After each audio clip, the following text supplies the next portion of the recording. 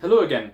Today I've got a good little tip for position shifts, an area of technique which I think is often neglected. We tend to just make the best of it in pieces, but we end up sometimes missing notes, sometimes getting the notes, but with an unpleasant accent that we don't want.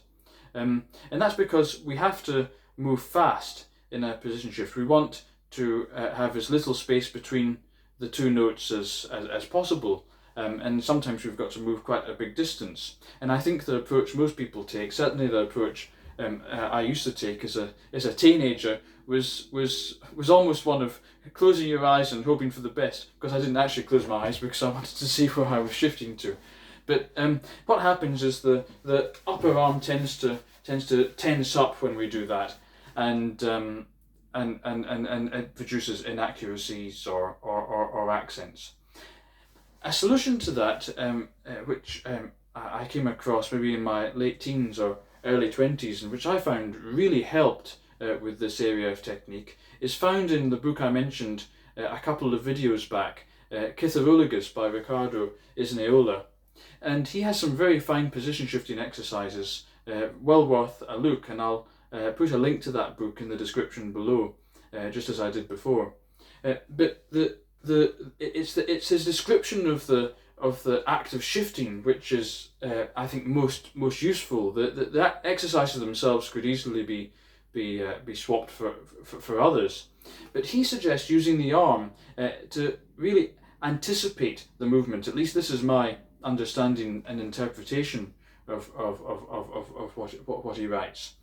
So if I play the note of F on the low E string, first fret, and then I want to move to G on the same on the same string, I'm going to use the arm to get there earlier than the hand.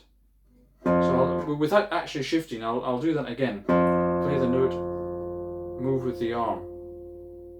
You're getting the arm there before, and what happens then is that the hand tends to just ping into place. The arm's already there. It's actually waiting for the hand and the finger to catch up. I'll do that again. Arm. And the same thing applies going backwards.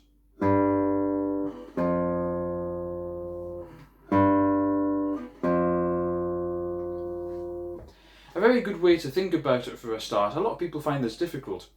So think of the position shift as being a beat.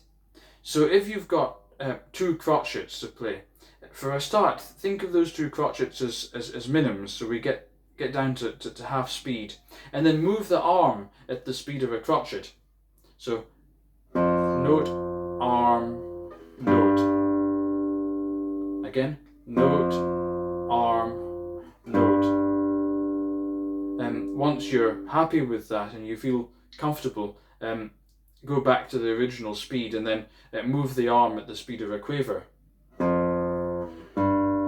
Note, arm, note. And the same, obviously, going back the way. So using the arm's a great way to make your position shifts really smooth, and to be able to lift the fingers, especially in the bass strings when we need to avoid squeaks.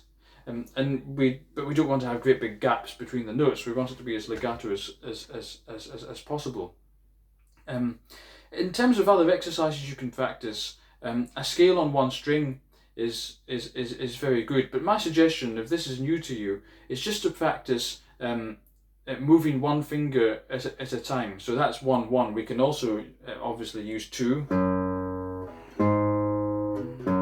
then 3, and then 4.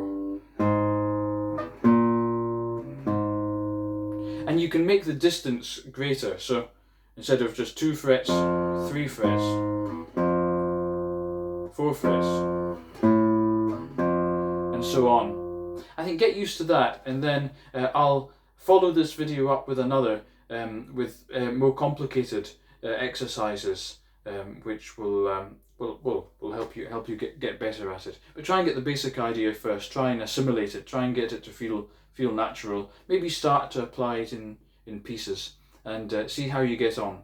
As ever, I'd love if you would leave a comment below. I'll try and reply to all of them, especially if you have any questions. And please do remember to like and subscribe, and if possible, share this and other videos with people you know who might be interested. So for now, all the best, and hope to see you again very soon.